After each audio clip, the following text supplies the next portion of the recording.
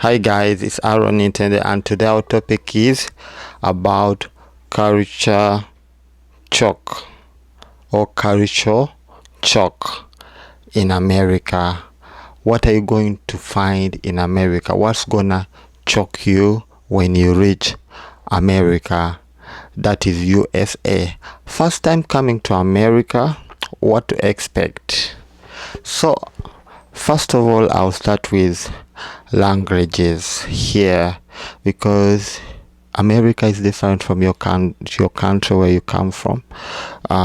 You expect languages like Spanish, English, and French.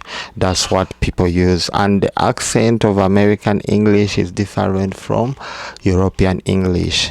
Definitely, if you come from Africa, you mostly speak English from UK. So when you come here, you will find things like there's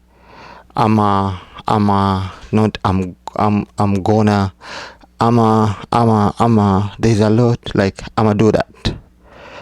So there is a lot of accent and words which are different from English from UK, like water. So you say water, you want some water?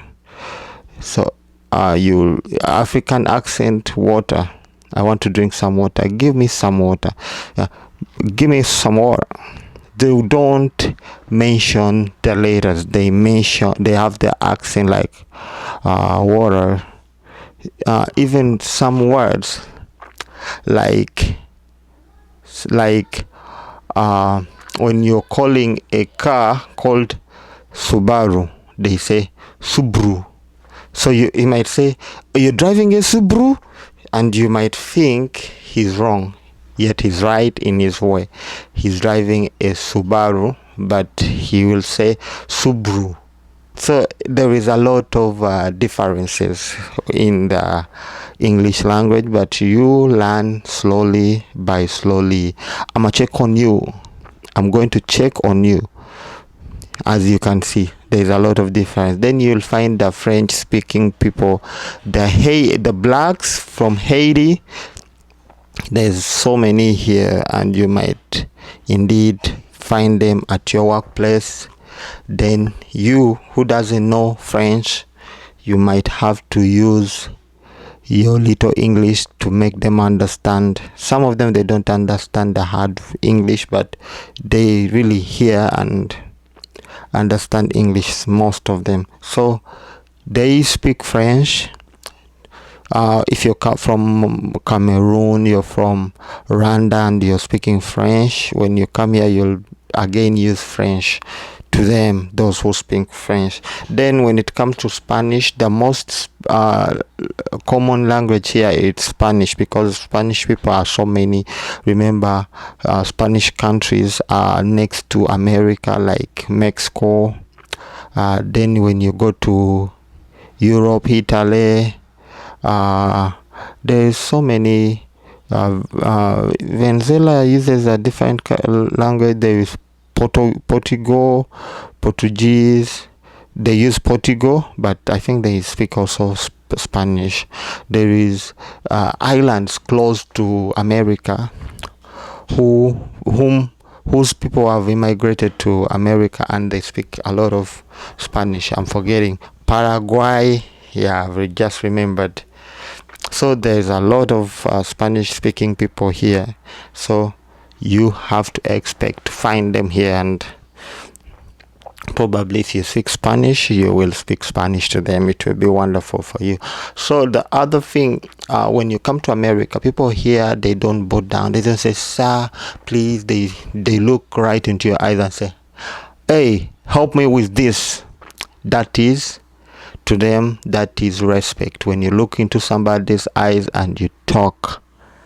That's why when we tell you guys, when you're going to the embassy, we will ask you to please look right into the eyes of the consular and talk. That's how they understand that this person is confident and is not lying and is not to be minimized. But if you like, yes sir, that is no good.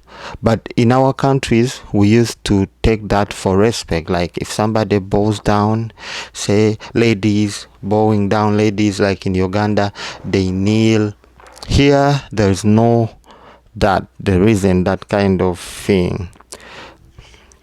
Another thing in America, I've found out like there is privileges for each and every kind of people, even those homosexuality, like the people who engage themselves in that, they call them I'm forgetting.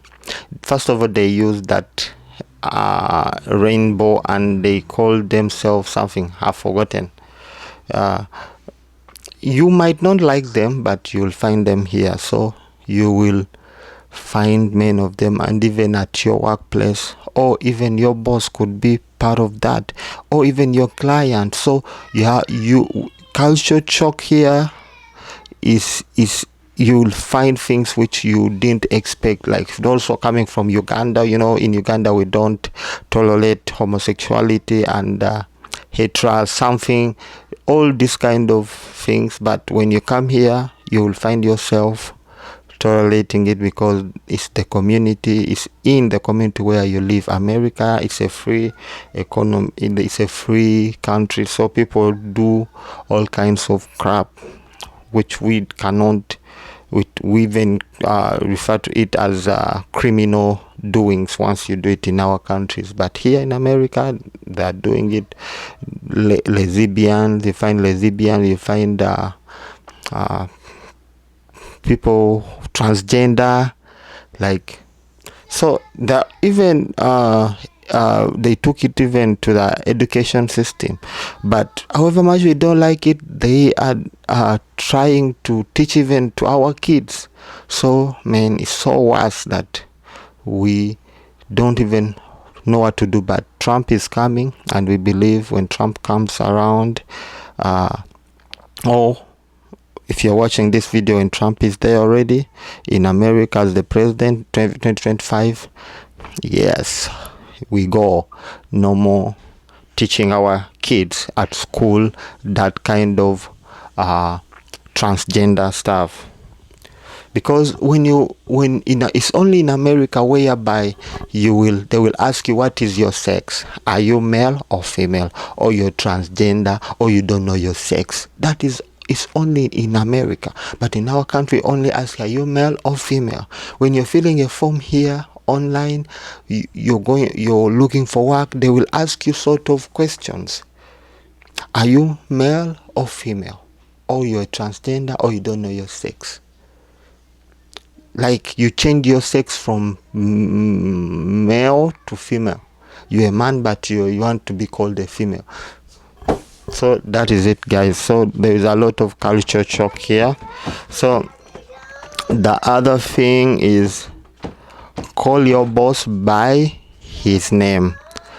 So remember, this video is about culture shock in America. Once you come to America, what are you going to find here which is not same as what was there in your country? So I can take you back. I talked about the languages here. People look right into people's eyes. Call your boss by his name. Don't bow down. Don't say sir too much. It annoys, and it brings an image of inconfidence. Then in America, women don't bow down. For Baganda, Basoga, in Uganda, African women, they bow down and they kneel and they embrace the hands of their husbands or their bosses. So here they don't do that. You just talk like face to face. Then in America, the weather, what to expect when you come to America also. Beside the culture shock, the weather is so cold in winter, and it's so hot in summer. Those who have ever been to Dubai, that warmth, you'll find it here in America. However much it goes extreme when it comes to Arab or Arabian countries, it goes extreme. But here also it's so hot, you have to put AC in your car and you have to drive. Even inside the houses we have to use ACs. So that's what you have to expect. So and another thing is about the weather here. It brings me my next point to dressing. How do you have to dress in here? Every season we have different clothes. So in winter we have to dress. When you're moving outside, you have to dress up like 4 layers. You have to have something inside and another thing, then another thing inside. If like down your pants, they have to have like 4 layers. Then upwards you have to have like 3 layers. You have to have a shirt like this, then you have to have something for the something inside like a vest, but it is long sleeved. And again you have to put another sweater and put a jacket. That's how you can prevent coldness from attacking you.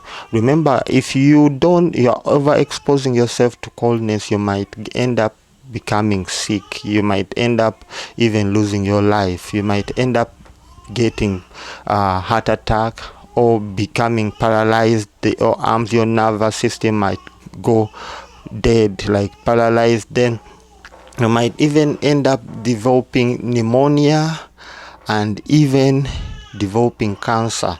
So there's a lot of sicknesses if you don't protect yourself. So if you're coming here to America, you have to know that. There is a story which I heard that somebody came out of the airport when he has arrived in America, thinking the kind of weather inside the airport is the same one outside. He didn't know that inside the airport there is heat, or there is heater, there is regulated air condition. So when he went outside, he just bumped into a weather which he didn't expect. Like he felt like, oh, from inside to a freezer. So outside it was so freezing, and he said, oh, let me go back. Then he went back. Then they had to call the Uber. Then when the Uber arrived, he had to run into the Uber, which had good air condition inside the Uber. So the other things I can talk about when you come to America, expect people here, everyone here drives, unless there is some reasons, but you have to drive. If you don't drive, you're not gonna save money. People here drive. Even most of the work here in America, they ask you for driver's license. And surprisingly, it's easy to get a driver's license when you are in America. It's very easy, and there is no limitation. There is only a conducive environment when it comes to getting a driver's license. Even driving here, you don't need to be a pro. You can be a starter. You first go to RMV, you register online, you go to RMV, you register. After that appointment, then you get your knowledge test online or at the RMV. Afterwards, they call you for test driving. When you pass test driving, you first pass the knowledge test, then you can schedule for test driving. Test driving is also easy, but you have to read and understand. Like for knowledge test, you have to read and understand how people drive here, and the signs, and the way you have to use the roads, and also the rules and regulation, like abiding by the rules of the police on the road, like how you don't need to pass when there is a red light on the traffic lights. So there is a lot. Then after that, after passing your knowledge test, you will go for your driver's test. They will ask you a few questions like